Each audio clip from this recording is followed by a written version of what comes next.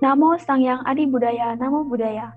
Halo semuanya, perkenalkan nama saya Sisil Jayanti dengan NPM 2142036 dan di video kali ini saya akan menjelaskan mengenai kisah hidup Buddha Gautama secara singkat dan keteladanan dari seorang Sang Buddha.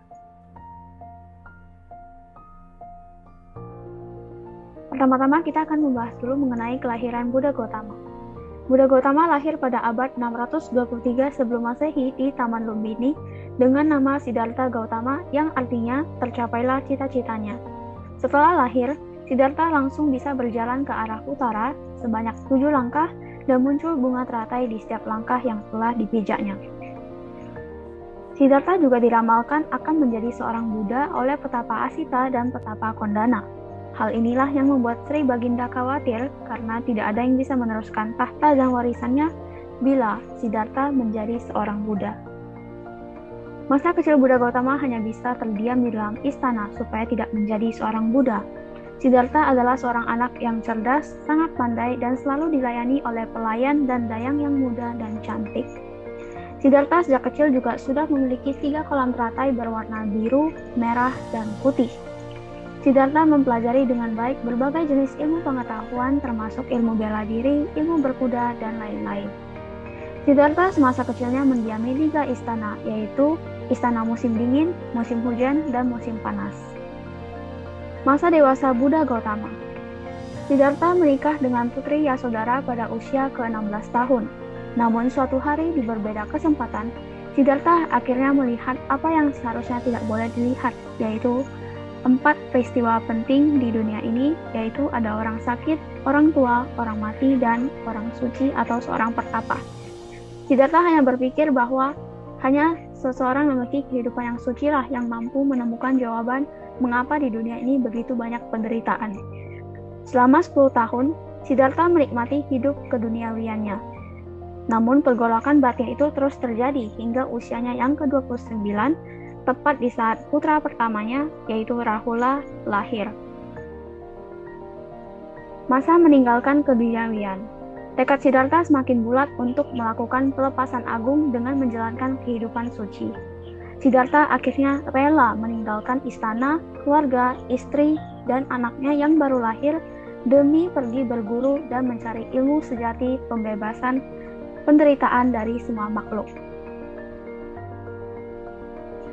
Siddhartha sempat berguru dengan Ulaka dan Udaka, tetapi tidak merasa puas dengan apa yang didapatkan. Akhirnya, ia memutuskan untuk bertapa menyiksa diri ditemani 5 orang pertapa yang dijalani selama 6 tahun.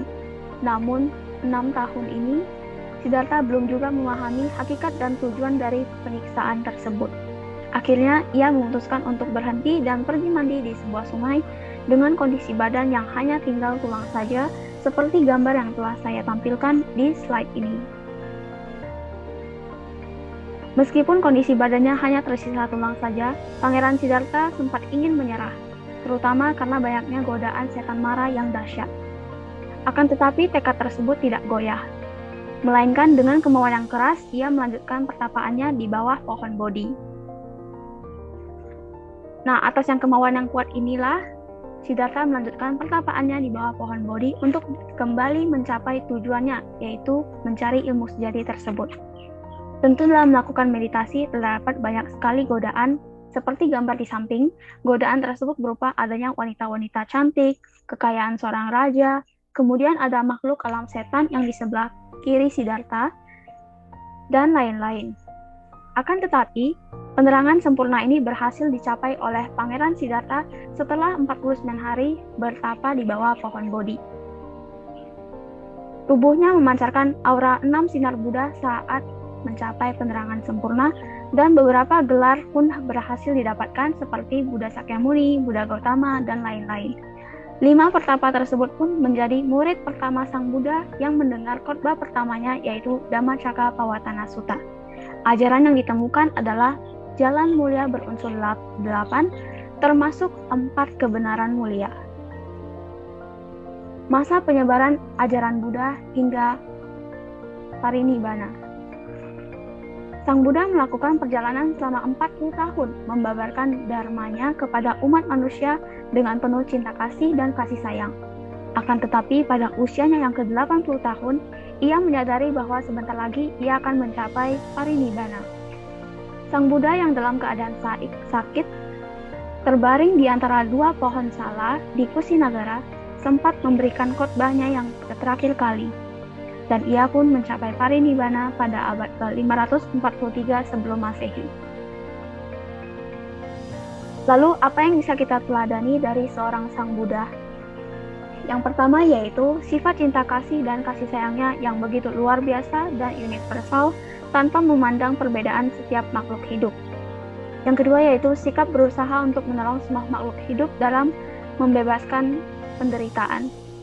Yang ketiga yaitu menolak nafsu keinginan yang buruk seperti godaan setan mara yang dahsyat. Yang keempat yaitu semangat dalam mempelajari, mempraktekkan, dan menyebarkan dharma kepada sesama umat manusia. Yang kelima yaitu memiliki tekad dan kemauan yang kuat untuk mencapai tujuan meskipun banyak godaan, seperti Sang Buddha saat mencapai penerangan sempurna. Yang terakhir, rela berkorban terhadap kepentingan umum dan mudah ikhlas terhadap apa yang telah kita korbankan. Berikut adalah tanggapan orang tua saja terhadap seorang Sang Buddha. Sang Buddha merupakan sosok yang sangat berusaha keras dan agung untuk semua makhluk. Bisa dilihat dari semangat usahanya dalam mencapai tujuan untuk melenyapkan penderitaan makhluk-makhluk di dunia. Cinta kasih dan kasih sayang Sang Buddha itu tiada batasnya, terutama saat proses membabarkan dharma yang realistis kepada umat manusia. Justru patut kita teladani semangat tersebut. Seorang Sang Buddha adalah sosok yang patut kita teladani dari sisi memahami dan mempraktekkan dharma dengan benar. Sekian video kali ini. Terima kasih telah menonton dan Namo Buddhaya.